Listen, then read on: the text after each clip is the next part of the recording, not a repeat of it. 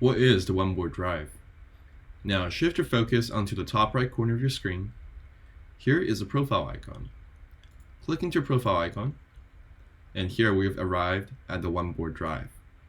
The Oneboard drive compiles of all your Oneboards. You can create boards within your drive, create folders to organize your boards, share your drive with this icon right here, and here it compiles a link for you to share, as well as changing the viewing and editing permissions of your Oneboard drive with this. And other collaborators can see or edit their boards or upload boards into your drive based on your permission settings. And as you can see here, mine is public for now. You can change that by clicking into private viewing, public editing. That means others can only see your board based on who you choose, but everyone can edit if you share the link. And if everything's private, then only the ones you've selected can view and edit. Now, I'm going to update the folder, and this will take approximately 5 seconds.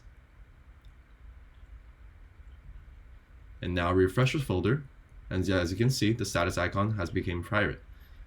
Now with private viewing options and editing options, only the ones you selected as I aforementioned will be able to modify your Oneboard drive.